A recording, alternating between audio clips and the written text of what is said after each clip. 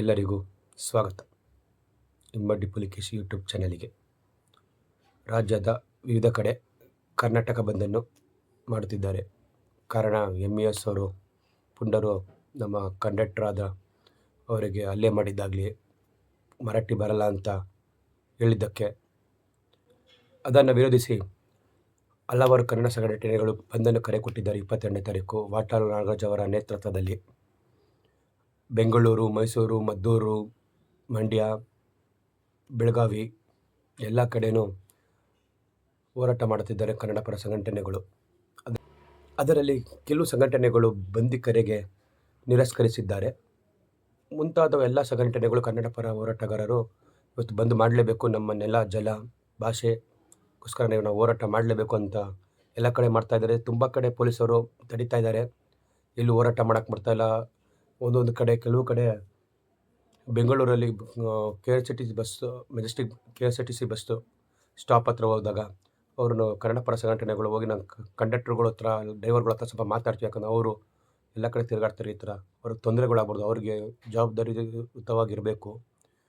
ಇದು ನಿಮಗೋಸ್ಕರ ಹೋರಾಟ ಮಾಡ್ತಾ ಇರೋದು, ಇದನ್ನು ನೀವು ತಡೆದು ನೀವು ಬಂದಿಗೆ ಬೆಂಬಲ ಕೊಡಬೇಕಂತೂ ಹಲವಾರು ಸಂಘಟನೆಗಳು ಹೋದಾಗ ಪೊಲೀಸರು ತಡೆದು ಅವ್ರನ್ನ ವಾಪಸ್ ಕಳಿಸಿದ್ದಾರೆ.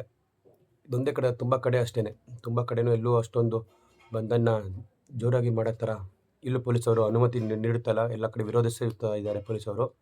ಟೌನಲ್ಲಿ ಬಳಿ ತುಂಬ ಪೊಲೀಸರನ್ನು ನೇಮಕಿಸಿ ಅಲ್ಲಿ ಯಾವುದೇ ಥರ ಅಹಿತಕರ ಘಟನೆಗಳು ನಡೀಬಾರ್ದು ಅಂತ ಮಾಡಿದ್ದಾರೆ. ಇದರಲ್ಲಿ ಆಲ್ಮೋಸ್ಟು ಕರ್ನಾಟಕ ಸರ್ಕಾರ ಇದಕ್ಕೆ ಬೆಂಬಲ ಕೊಟ್ಟಿಲ್ಲ, ಅಷ್ಟಕ್ಕಷ್ಟೇ.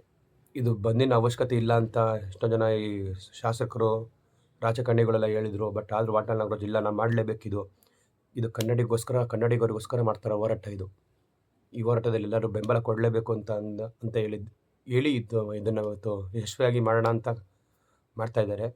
ಇದರ ಬಂದಿನ ವಿರೋಧಿಸಿ ಕೆಲವು ಸಂಘಟನೆಗಳು ಇಲ್ಲ, ಈ ಬಂದು ನಾವು ಇದಕ್ಕೆ ಬೆಂಬಲ ಕೊಡೋಲ್ಲ, ನಮಗಿದು ಅವಶ್ಯಕತೆ ಇಲ್ಲ ಈಗ ಅಂತ ತುಂಬ ಜನ ಇದಕ್ಕೆ ಬೆಂಬಲವನ್ನು ಕೊಟ್ಟಿಲ್ಲ ಕನ್ನಡ ಪರ ಸಂಘಟನೆಗಳು. ಆದರೆ ಕೆಲವು ಸಂಘಟನೆಗಳು ಇದಕ್ಕೆ ನಾವು ಬೆಂಬಲ ನಿಂತು ಇಲ್ಲ, ನಾವು ಮಾಡಲೇಬೇಕು ಈ ಹೋರಾಟ ಅಂತ ನಿಂತ್ಕೊಂಡು ಮಾಡ್ತಾಯಿದ್ದಾರೆ. ಇದರ ಬಂದನ್ನು ಯಶಸ್ವಿಗೊಳಿಸಲು ಕನ್ನಡ ಚಲನಚಿತ್ರ ಮಂಡಳಿ ಕೂಡ ಮಾರ್ನಿಂಗ್ ಶೋ ಎಲ್ಲ ಥಿಯೇಟ್ರಲ್ಲಿ ಥ್ರೂಔಟ್ ಕರ್ನಾಟಕ ಎಲ್ಲ ಕಡೆಯೂ ಮಾರ್ನಿಂಗ್ ಶೋನ ಬ್ಯಾನ್ ಮಾಡಿದ್ದಾರೆ.